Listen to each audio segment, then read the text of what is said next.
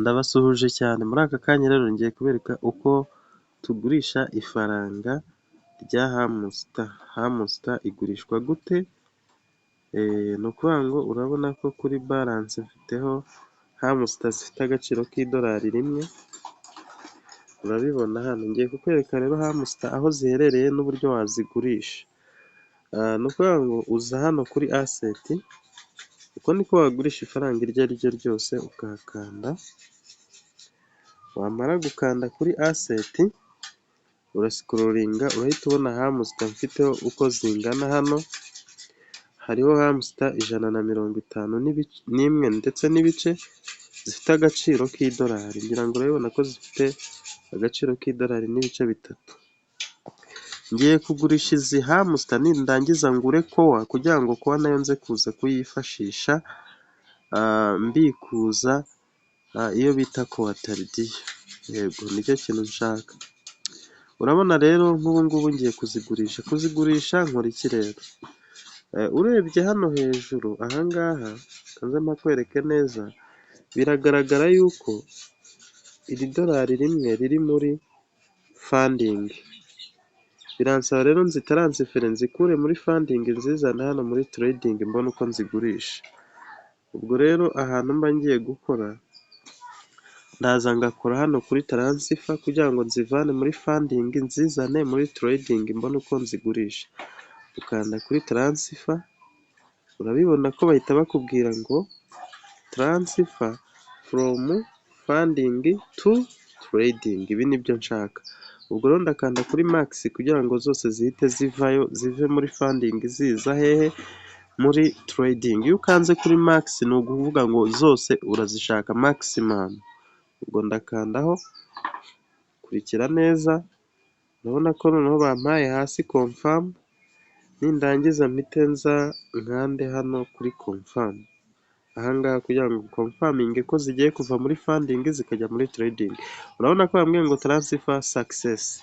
Ubu byabaye, ndagaruka inyuma.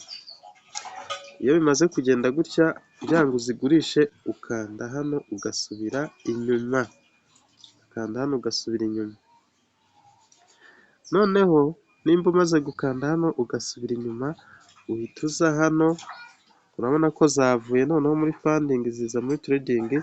Ubwo ikintu ngiye guhita nkora, ndahita nza hano kuri iki kimenyetso cya teredi, mbona uko nzigurisha, ngikandeho. Nimara gukanda kuri iki kimenyetso rero, ntabwo bino biba bihagije. Tureba ifaranga ririmo hano uko ryitwa. Ubu twageze kuri maketi, ariko hano hantu harimo ifaranga ryitwa toni vayisazi USDT. Ubwo ngiye gushyiramo hamusita aho gushyiramo toni. Nkora kwa aka kamenyetso gacuritse rero kano k'umukara, aka ngaka, kugira ngo mbone uko mpindura. Ndagakoraho, nimara kugakoraho ndaza hano muri saci ahangaha, ubundi mpakande nandikemo hamusita. Utaranayandika yose nzi ko ihita igaragara ngiyi, ubundi nyikoreho, nkore kuri hamusita. Ngira ngo urabibona neza ko ifaranga ryari ririmo rihise rihinduka. Rihise rihinduka, hahise hazamo hamusita mu gihe hari hari toni. Ubu noneho hamusita niyo ngiye kugurisha. Kubera ko hano ndi muri bayi, ngiye ndaza nkore hano kuri seri kugira ngo mbashe kugurisha. Ukurikire neza uko ibintu bikorwa, nta kintu kiba gikomeye kirimo. Nimba nkanze hano kuri seri rero nkaba ngiye kugurisha hamusita, birasaba ndebe neza. Ndareba neza hano hantu handitse ngo limiti oda, ndakanda hano nshyiremo maketi oda. Ushyiramo maketi oda niho bikunda. Ubwo ngiye kuza mpitemo iyi bita maketi oda. Hari umuntu ushobora kumbwira ngo ntiyayibonye, dore iyi niyo mpitamo. Nikandeho, ngira ngo urabona yuko noneho uharebye byahise biva muri limiti oda bijya muri maketi oda. Noneho ikindi, ngiye guhita ngurisha hamusita zose. Kugira ngo nzigurishe zose biransaba yuko mfata kano kaziga nkagakurura nkazana hano, nkageza aho karangirira kugira ngo zose mbe ngiye kuzigurisha. ariko ndabona barimo baranyereka 0, bishoboka ko wenda zitaraba taransifadi. Ntabwo zabaye taransifadi neza, reka nsubiremo ndebe. Ndasubira hano kuri aseti nk'uko nabikoze, ndabona zikiri muri fandingi, nongere nkande kuri taransifa kumwe nabikoze, from funding to trading nkande kuri max ni 0. Ese twajya noneho sorry, ikibazo cyari kirimo hano hantu nari na taransifarinze ntarebye ifaranga ririmo, harimo USDT. Ndakanda hano rero ku ruhande nshyiremo hamusita, nibwo bikunda. Ngiye gushyiramo, ndakora muri search nandikemo hamusita, mba ariyo mpindura, mba ariyo ntaransifaringa. Sorry, noneho hano nongere nkande hano, ubwo ni from funding to trading. Nari na taransifarinze USDT, nicyo kibazo cyari cyabaye. Urabona ko noneho hano hahise hazamo hamusita, ubwo ndakanda kuri max n'ubundi kure confirm, nka kumwe kare nari nabikoze, ahubwo kare hari habaye ikosa ry'uko na taransifarinze USDT. Ubu noneho ni hamusita, ndakora back nk'uko nari nabikoze, ngaruka inyuma. Noneho ndahita nza hano rero aho ducururiza, n'ubundi byinshi nari nabisetinzemo, ndaza hano nindangiza nkande kuri trading na seri, urabona niyo ndiho. Noneho na hano harimo hamusita nari namaze kuyishyiramo, noneho ninkurura ka kantu birahita bikunda. Aka kantu turi kuri market order, ngiye kugira gutya, ngira ngo urahita ubibona noneho ko hamusita 151 zaje. Ndangiza nzigurisha, ngiye kuzigurisha kande kuri seri. Urabona ko noneho bavuze ko bikunze, byakunze. Kugira ngo urebe ko byakunze, ugaruka hano kuri aseti, ugasanga hariho amadolari. Ubu ningaruka hano ahangaha kuri aseti, biraza gutuma nsanga hariho amadolari. Nk'ubu ngubu dore rwose hano hariho idolari n'ibice 4 nk'uko nabikwerekaga. Ubu ni ukuvuga ngo noneho rino dolari ngiye kuryifashisha, ubundi noneho ndiguremo, mpite ndiguramo izo bita kowa.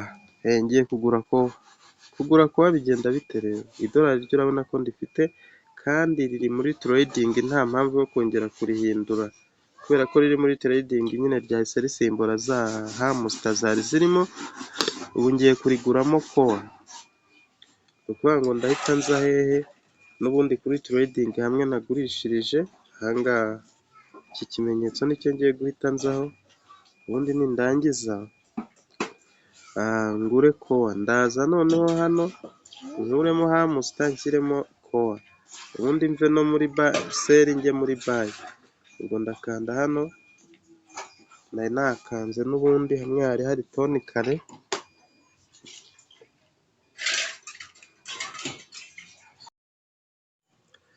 Okay, ni ukuvuga ngo nyine ndaza muri search nandikemo kowa. Hano ndakanda hano nk'uko bisanzwe, hano nze nandikemo kowa, muri search nandikemo kowa.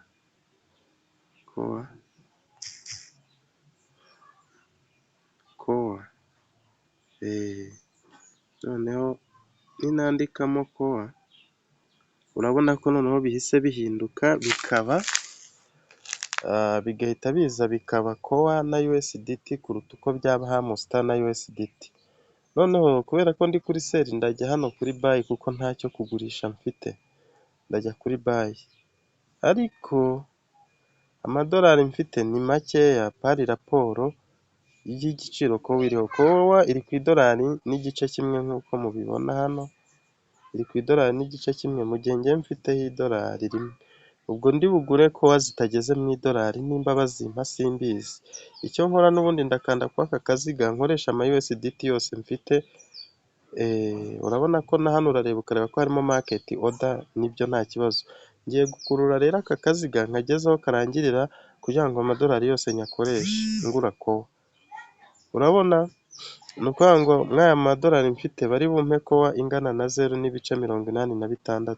Yego, ngira ngo urabibona hano mu madolari, mu idolari mfite barampa 0,80 na bingahe, ubwo ndahita nkanda hano kuri bayi kowa n'ubundi mbe nguze kowa, ndakanda kuri bayi kowa, bari kumbwira ngo kowa zo kugura nibura ni izifite agaciro k'idolari n'ibice bibiri, ubwo rero hano ni ukuvuga ngo biranze, ubwo ngiye gushakisha ubundi buryo ki nabonamo kowa, wowe uze gushyiraho idolari nibura n'ibice bibiri nibwo uri buze kubasha kugura kowa, kuko njye bari kumbwira ko mfiteho amadolari makeya, gusa hamusita yatubereye inyatsi kweri, hamusita utaguramo kowa.